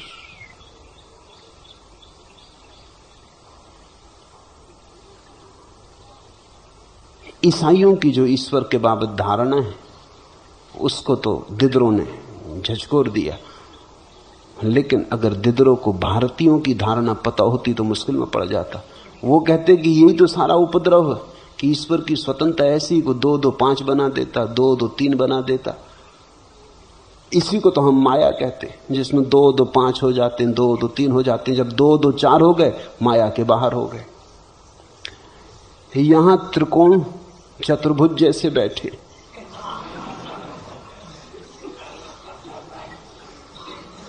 यहां बड़ा धोखा चल रहा है। यहां कोई कुछ समझे है, कोई कुछ समझे, जो जैसा है वैसे भर का पता नहीं रहा। 2 2 चांद नहीं रहे, एक बात पक्की, और सब हो गया। इसको ही हम माया कहते हैं। माया को हमने परमात्मा की शक्ति कहा है। तुमने कभी सोचा है इसका क्या अर्थ होता है? माया को हमने परमात्मा की शक्ति कहा है। इसका अर्थ हुआ कि अगर परमात्मा चाहे तो अपने को भ्रम देने की भी शक्ति उसमें है, नहीं तो सीमित हो जाएगा। वो परमात्मा भी क्या परमात्मा जो सपना ना देख सके, तो उतनी सीमा हो जाएगी कि सपना देखने में असमर्थ है। नहीं, परमात्मा सपना देख सकता है। तुम सपना देख रहे हो, तुम परमात्मा हो जो सपना देख रहा है। जाग सकते हो, सपना देख सकते हो, और ये क्षमता तुम्हारी है। इसलिए तुम जब चाहो तब सपना देख सकते हो और तुम जब चाहो तब जाग सकते हो। ये तुम्हारी मर्जी है कि तुम अगर जागे ही रहना चाहो तो तुम जागे ही रहोगे, तुम अगर सपने में ही रहना चाहो तुम सपना देखते रहोगे। मनुष्य की स्वतंत्रता अबाध है, आत्मा की शक्ति अबाध है। सत्य और स्वप्न आत्मा की दो धाराएं, उन दो धाराओं में सब समाविष्ट है। तो तुम पूछते हो कि क्या पुनर्मिलन संभव है? पहले तो पुनर्मिलन कहो मत,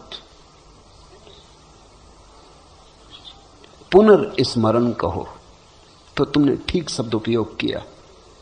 फिर तुम पूछते हो कि क्या न बिछुड़ने वाला, उसकी गारंटी मैं नहीं दे सकता, क्योंकि वो तुम्हारे ऊपर निर्भर है, तुम्हारी मर्जी। तुम अगर उसे छोड़ना चाहो, भूलना चाहो, तो तुम्हें कोई भी रोक नहीं सकता। तुम उसे याद करना चाहो तो तुम्हें कोई रोक नहीं सकता। और इससे तुम परेशान मत होना, इससे तो तुम अहोभाव मानना कि तुम्हारी स्वतंत्रता कितनी कि तुम परमात्मा तक को भूलना चाहो तो कोई बाधा नहीं। परमात्मा जरा भी अड़चन तुम्हें देता नहीं।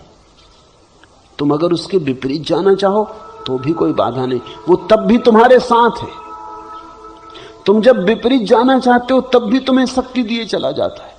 सूफी फकीर हसन ने लिखा है कि मैंने एक रात परमात्मा से पूछा कि इस गांव में सबसे श्रेष्ठ धर्मात्मा पुरुष कौन है? तो परमात्मा ने मुझे कहा कि वही जो तेरे पड़ोस में रहता है। उस पे तो कभी हसन ने ख्याल ही न दिया था। वो तो बड़ा सीधा साधा आदमी था, सीधे साधे आदमियों पर कोई ख्याल देता?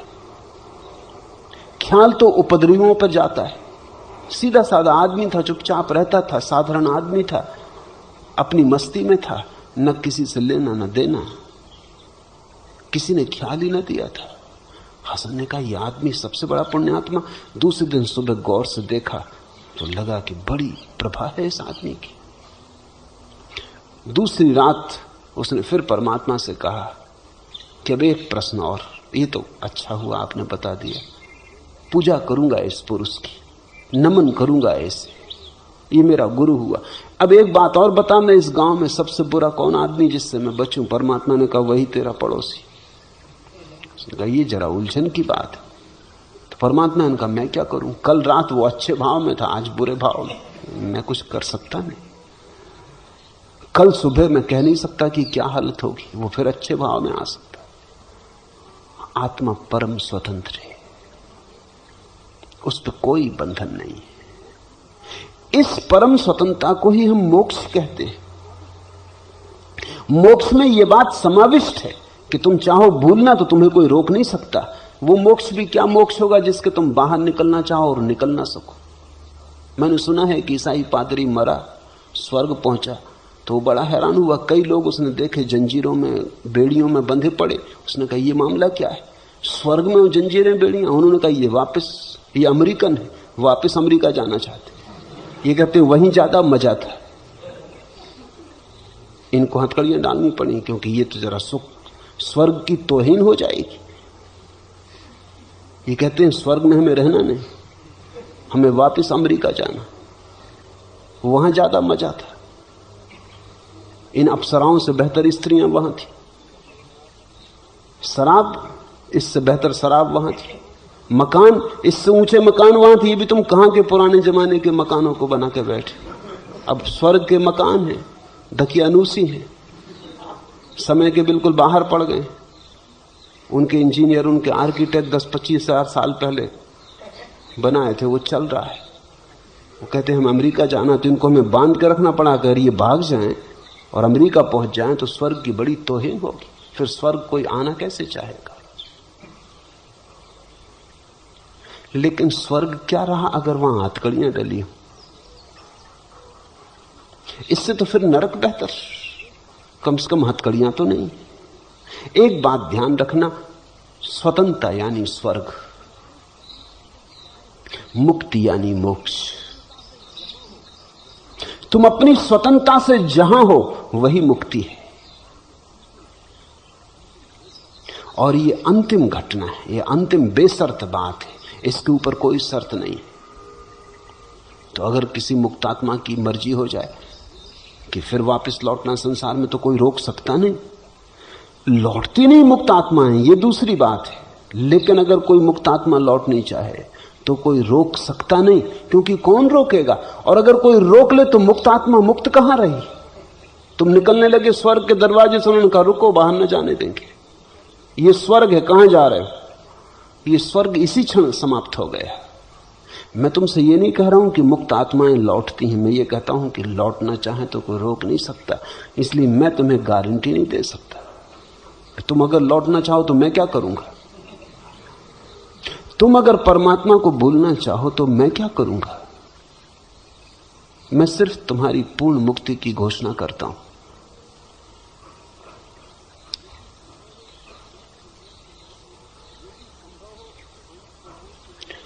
यदि संभव हो तो अंश को मूल से मिला देने की कृपा करें। बहुत सस्ते में तुम्हारा इरादा है। तुम ये कह रहे हो कि तुम तो मिलना नहीं चाहते, कोई मिला देने की कृपा करे, ये कैसे होगा? अगर तुम मिलना चाहते हो तो ही मिलना हो सकता है। ये तुम्हारी ही चाहत, ये तुम्हारी ही संकल्प, तुम्हारी ही आकांक्षा होगी, अभीप्सा होगी, तो कोई तुम्हें और नहीं मिला सकेगा। जबरदस्ती मोक्ष में ले जाने का कोई उपाय नहीं, न बाहर न भीतर। तुम अपनी मर्जी से जाते हो। और अगर मैं किसी तरह मिला भी दूं तो तुम फिर छूट जाओगे, क्योंकि वो बाहर से लाई हुई घटना तुम्हारी आत्मा का संबंध न बन पाएगी, वो जबरदस्ती होगी। ये हो नहीं सकता, अन्यथा एक ही बुद्ध पुरुष सारी दुनिया को मुक्त कर देता। एक बुद्ध पुरुष काफी था, वो सबको मुक्त कर देता, सबको मिला देता। कोई बुद्ध पुरुषों की करुणा में कमी नहीं, उनकी करुणा में कोई कमी नहीं, लेकिन तुम्हारी मर्जी के खिलाफ कुछ भी नहीं हो सकता। और तुम्हारी मर्जी हो तो अभी हो सकता है, इसी क्षण हो सकता है। सुखी भव, अभी हो जाओ। और ये दूसरे से आकांक्षा रखना कि कोई तुम्हें मिला दे परमात्मा से, यही संसार में लौटने का उपाय है। दूसरे की आकांक्षा ही संसार में लौटने का उपाय है। कोई दूसरा सुख दे, कोई दूसरा प्रेम दे, कोई दूसरा आदर दे, वही पुरानी आदत अब कहती है कोई दूसरा मुक्त करवा दे, परमात्मा से मिला दे। मगर दूसरा, तुम कब तक कमजोर, निर्बल, नपुंसक बने रहोगे? कब तुम जागोगे अपने बल के प्रति? कब तुम अपनी वीरी की घोषणा करोगे? कब तुम अपने पैरों पर खड़े होगे? कभी पत्नी के कंधे पे झुके रहे, कभी सत्ताधिकारियों के कंधे पे झुके रहे, कभी नेताओं के कंधों पे झुके रहे। मैंने सुना है दिल्ली के पास कुछ मजदूर सड़क पर काम करने भेजे गए। वो वहां पहुंच तो गए, लेकिन पहुंच के पता चला कि अपने फावड़े भूल आए, कुदालियां फावड़े नहीं लाए। उन्होंने वहां से फोन किया इंजीनियर को कि कुदाली फावड़े हम भूल आए, तत्काल भेजो। उन्होंने कहा भेजते हैं, तब तक तुम एक दूसरे के कंधे पर झुके रहो। मजदूर करते ही यही काम है, कुल्हाड़ी फावड़ा लेकर उस पर झुक के खड़े रहते हैं, विश्राम का सहारा। उस इंजीनियर ने कहा मैं भेजता हूं जितने जल्दी हो सके, तब तक तुम ऐसा करो एक दूसरे के कंधे पर झुके रहो। हम झुके हैं, कंधे बदल लेते हैं। फिर इन सब से छुटकारा हुआ तो गुरु का कंधा, कि अब कोई गुरु लगा दे पार, कि चलो तुम ही तारण तरण, तुम ही पार लगा दो। तुम अपनी घोषणा, अपने स्वत्व की घोषणा कब करोगे?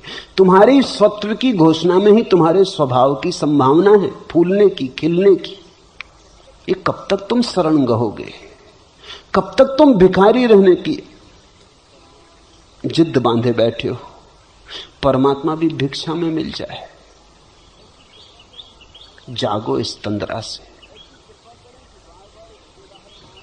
ऐसी कृपा करें कि बार बार इस कोलाहल में आके भयभीत न होना पड़े।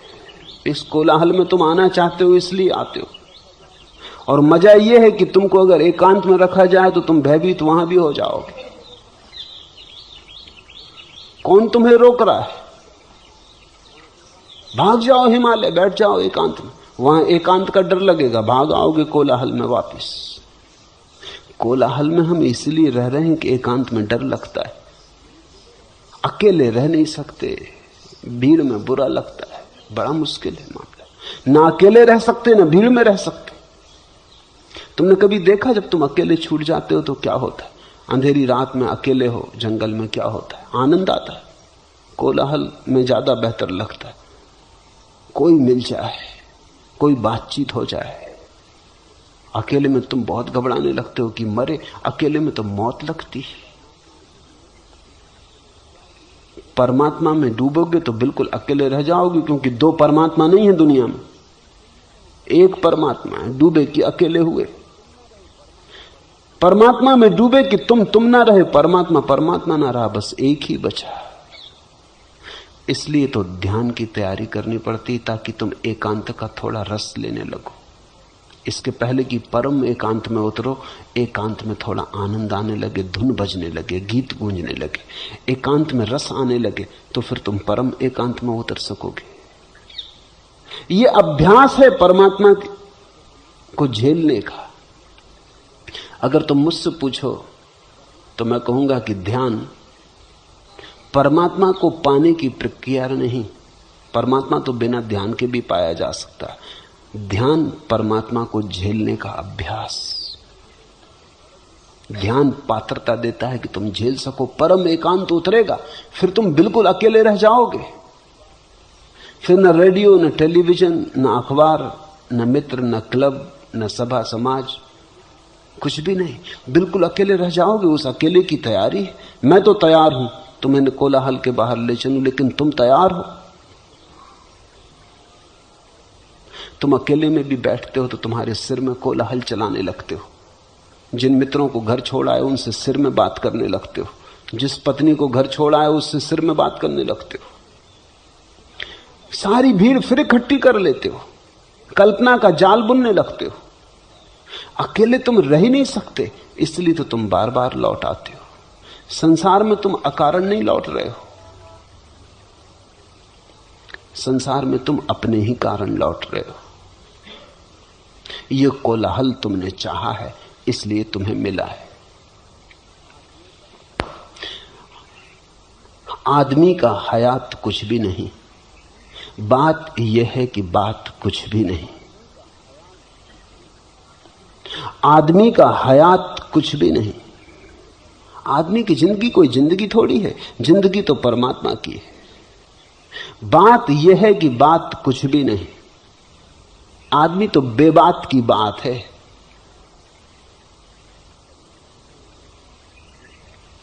वो कल मुल्ला नसरुद्दीन जो गिर पड़ा था बिस्तर से, बेबात की बात।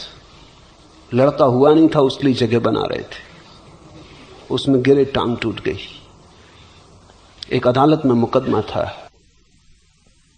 दो आदमियों ने एक दूसरे का सिर खोल दिया।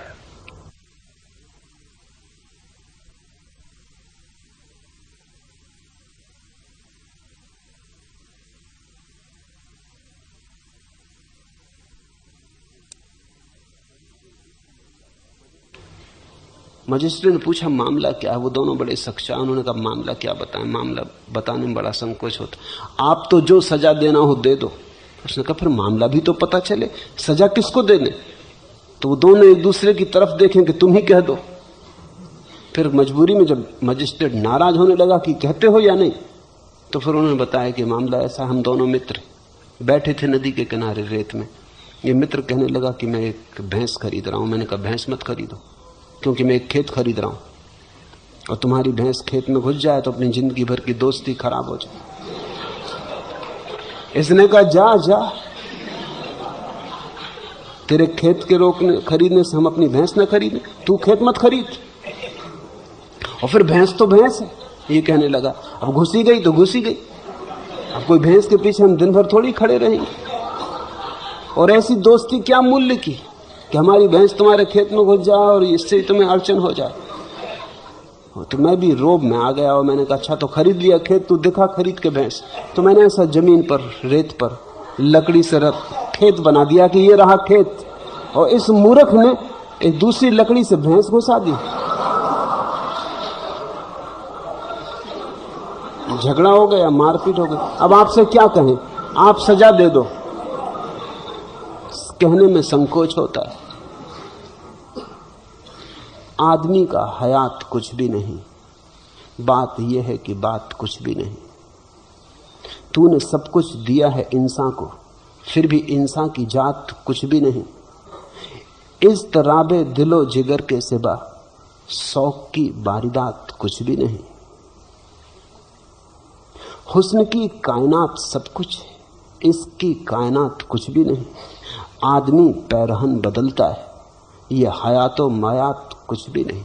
आदमी सिर्फ कपड़े बदलता है, न तो जिंदगी कुछ है न मौत कुछ है। आदमी पैरहन बदलता है, यह हयातो मायात कुछ भी नहीं। आदमी का हयात कुछ भी नहीं, बात यह है कि बात कुछ भी नहीं। इतना तुम्हें समझ में आ जाए कि तुम बेबात की बात हो, कि तुम्हें सब समझ में आ गया। आखिरी प्रश्न, कब से आपको पूछना चाहती हूं, कृपया आप ही बताएं कि क्या पूछूं। मेरे प्रणाम स्वीकार करें। पूछा है दुलारी ने। निश्चित ये बात है, वर्षों से मैं उसे जानता हूं, उसने कभी कुछ पूछा नहीं। बहुत थोड़े लोग हैं जिन्होंने कभी कुछ न पूछा हो। ये पहली दफा उसने पूछा, ये भी कुछ पूछा नहीं। कब से आपसे पूछना चाहती हूं, कृपया आप ही बताएं कि क्या पूछूं। जीवन का वास्तविक प्रश्न ऐसा है कि पूछा नहीं जा सकता। जो प्रश्न तुम पूछ सकते हो वो पूछने योग्य ही नहीं, जो तुम नहीं पूछ सकते वही पूछने योग्य है। जीवन का वास्तविक प्रश्न शब्दों में बांधा नहीं जा सकता। जीवन का प्रश्न तो केवल सुनी आंखों से, जिज्ञासा भरी आंखों से निवेदित किया जा सकता है। जीवन का प्रश्न तो अस्तित्वगत है, तुम्हारी पूरी भाव दशा से प्रकट होता है। दुलारी को मैं जानता हूं, उसने कभी पूछा नहीं, लेकिन उसका प्रश्न मैंने सुना है। उसका प्रश्न उसका भी नहीं, क्योंकि जो तुम पूछते हो वो तुम्हारा होता है। जो तुम पूछ ही नहीं सकते वो सबका है। हम सबके भीतर एक ही प्रश्न है, और वो प्रश्न है कि ये सब हो रहा है, ये सब चल रहा है, और फिर भी कुछ सार मालूम नहीं होता। ये दौड़ धूप, ये आपाधापी, फिर भी कुछ अर्थ दिखाई नहीं पड़ता। इतना पाना खोना, फिर भी न कुछ मिलता मालूम पड़ता, न कुछ खोता मालूम पड़ता। जन्म जन्म बड़ी यात्रा, मंजिल कहीं दिखाई नहीं पड़ती। हम हैं, क्यों हैं? ये हमारा होना क्या है? हम कहां जा रहे हैं और क्या हो रहा है? हमारा अर्थ क्या है? इस संगीत का प्रयोजन क्या है? सभी के भीतर दबा पड़ा हुआ है अस्तित्व का प्रश्न, कि अस्तित्व का अर्थ क्या है। और इसके लिए कोई शब्दों में उत्तर भी नहीं। जो प्रश्न ही शब्दों में नहीं बनता, उसका उत्तर भी शब्दों में नहीं हो सकता। ये जो भीतर है हमारे, कहो साक्षी, दृष्टा, जीवन की धारा, चैतन्य, जो भी नाम चाहो। ऐसे तो अनाम है, तुम जो भी नाम देना चाहो दो। परमात्मा, मोक्ष, निर्वाण, आत्मा, अनात्मा, जो तुम्हें कहना चाहो, पूर्ण, शून्य, जो भी ये भीतर है अनाम, इसमें डूबो। इसमें डूबने से ही प्रश्न धीरे धीरे विसर्जित हो जाएगा। उत्तर मिलेगा ऐसा मैं नहीं कह रहा हूं, सिर्फ प्रश्न विसर्जित हो जाएगा। और प्रश्न के विसर्जित हो जाने पर तुम्हारी जो चैतन्य की दशा होती है वही उत्तर मिलेगा, ऐसा मैं नहीं कह रहा। निष्प्रश्न जब तुम हो जाते हो तो जीवन में आनंद है, मंगल है, सुभाशीष बरसता है, तुम नाचते हो, तुम गुनगुनाते हो, समाधि फलती। फिर तुम पूछते नहीं, फिर पूछने को कुछ है ही नहीं, फिर जीवन एक प्रश्न की तरह नहीं मालूम होता, फिर जीवन एक रहस्य, समस्या नहीं जिसका समाधान करना है, एक रहस्य जिसे जीना है, जिसे नाचना है, जिसे गाना है, एक रहस्य जिसका उत्सव मनाना है। भीतर उतरो, शरीर के पार, मन के पार, भाव के पार, भीतर उतरो। जान सके न जीवन भर हम ममता कैसी, प्यार कहां और पुष्प कहां पर महका करता। जान सके न जीवन भर हम ममता कैसी, प्यार कहां और पुष्प कहां पर महका करता। गंध तो आती मालूम होती, कहां से आती? जीवन है, इसकी छाया तो पड़ती, पर इसका मूल कहां? प्रतिबिंब तो झलकता है, लेकिन मूल कहां? प्रतिध्वनि तो गूंजती है पहाड़ों पर, लेकिन मूल ध्वनि कहां है? जान सके न जीवन भर हम ममता कैसी, प्यार कहां और पुष्प कहां पर महका करता। मिली दुलारी आहों की और हास मिला है सूलों का, जान सके न जीवन भर हम सौरभ कैसा, पराग कहां और मेघ कहां पर वर्षा करता। पर मेघ बरस रहा है तुम्हारे ही गहनतम अंतस्तल में, फूल महक रहा है तुम्हारे ही गहन अंतस्तल में, कस्तूरी कुंडल बसे। ये जो महक तुम्हें घेर रही है और प्रश्न बन गई है कहां से आती, ये महक तुम्हारी, ये किसी और की नहीं। इसे अगर तुमने बाहर देखा तो मृग मरीचिका बनती, माया का जाल फैलता है, जन्मों जन्मों की यात्रा चलती। जिस दिन तुमने इसे भीतर झांक के देखा, उसी दिन मंदिर के द्वार खुल गए, उसी दिन पहुंच गए अपने सुरभि के केंद्र पर। वही है प्रेम, वही है प्रभु।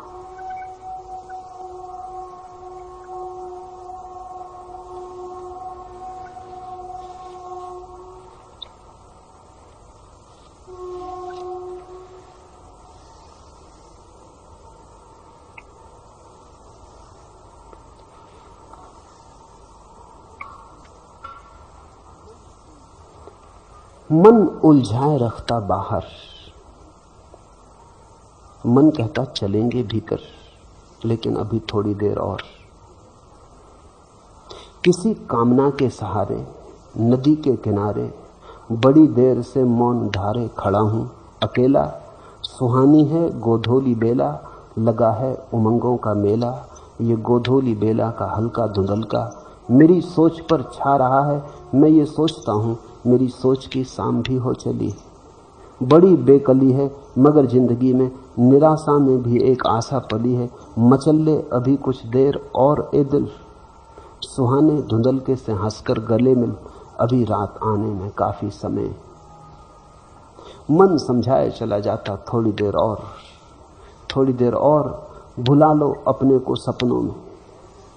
थोड़ी देर और दौड़ लो मृग मरीचिकाओं के पीछे, बड़े सुंदर सपने। और फिर अभी मौत आने में तो बहुत देर है। इसलिए तो लोग सोचते हैं संन्यास लेंगे, प्रार्थना करेंगे, ध्यान करेंगे बुढ़ापे में, जब मृत्यु द्वार पर आके खड़ी हो जाएगी। जब एक पैर उतर चुकेगा कब्र में, तब हम एक पैर ध्यान के लिए उठाएंगे। मचल्ले अभी और कुछ और, मचल्ले अभी और कुछ देर ए दिल, सुहाने धुंधलके से हंसकर गले मिल, अभी रात आने में काफी समय। ऐसे हम टाले जाते, रात आती चली जाती, काफी समय नहीं, रात आ ही गई। बहुत बार हमने ऐसे ही जन्म और जीवन गमाया, मौत की हम प्रतीक्षा करते रहे। मौत आ गई ध्यान आने के पहले, एक जीवन फिर खराब गया, एक अवसर फिर व्यर्थ हुआ।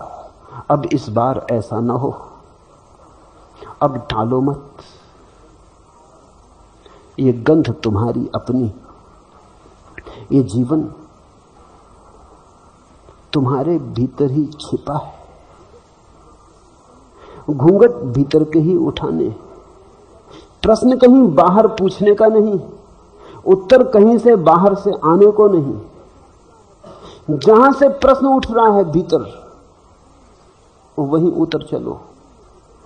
प्रश्न भी साफ नहीं है, फिक्र मत करो। जहां ये गैर साफ धुंधल का है प्रश्न का, वहीं उतरो। उसी संध्या से भरी रोशनी में, धुंधल के में धीरे धीरे भीतर उतरो। जहां से प्रश्न आ रहा है उसी की खोज करो। प्रश्न की बहुत फिक्र मत करो कि प्रश्न क्या है, इतनी ही फिक्र करो कहां से आ रहा है। अपने ही भीतर उस तल को खोजो, उस गहन तल को जहां से प्रश्न का बीज उमगा और जहां से प्रश्न के पत्ते उठे, वही जड़ है और वहीं तुम उत्तर पाओगे। उत्तर का अर्थ ये नहीं कि तुम्हें कोई बंधा बंधाया उत्तर निष्कर्ष वहां मिल जाएगा। उत्तर का अर्थ वहां तुम्हें जीवन का अहोभाव अनुभव होगा। वहां जीवन एक समस्या नहीं रह जाता, उत्सव बन जाता।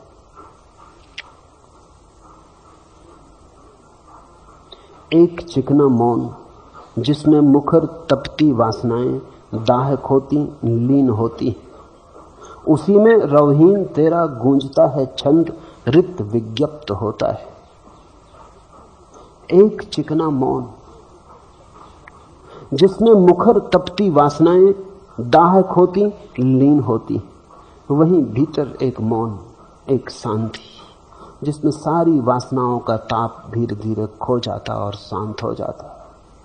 उसी में रवहीन तेरा गूंजता है छंद। फिर कोई स्वर सुनाई नहीं देते, सिर्फ छंद गूंजता है, शब्दहीन स्वरहीन छंद, शुद्ध छंद गूंजता है। छंद रित विज्ञप्त होता है, वही जीवन का सत्य प्रकट होता है, रित विज्ञप्त होता है। एक काले घोल की सी रात जिसमें रूप प्रतिमा मूर्तियां सब पिघल जाती ओठ पाती, एक स्वप्नातीत रूपातीत पुनीत गहरी नींद की, उसी में से तू हाथ, उसी में से तू बढ़ाकर हाथ सहसा खींच लेता है, गले मिलता है। छिपा है परमात्मा तुम्हारे भीतर। उतरो थोड़ा, छोड़ो मूर्तियों को, विचारों को, प्रतिमाओं को, धारणाओं को, मन के बुलबुले। थोड़े गहरे उतरो, जहां लहरें नहीं, जहां शब्द नहीं, जहां मौन है, जहां परम मौन मुखर है, जहां केवल मौन ही गूंजता है, उसी में रवहीन तेरा गूंजता है छंद रित विज्ञप्त होता है। उतरो वहां, उसी में से तू बढ़ाकर हाथ सहसा खींच लेता है, गले मिलता है, वही है मिलन। तुम जिसे खोजते हो तुम्हारे भीतर छिपा है। तुम जिस प्रश्न की तलाश कर रहे हो उसका उत्तर तुम्हारे भीतर छिपा है। जागो, इसी क्षण भोगो उसे। अष्टावक्र के सारे सूत्र एक ही खबर देते, पाना नहीं है उसे, पाया ही हुआ है। जागो और भोगो। हरिओम तत्सत। आज इतना ही।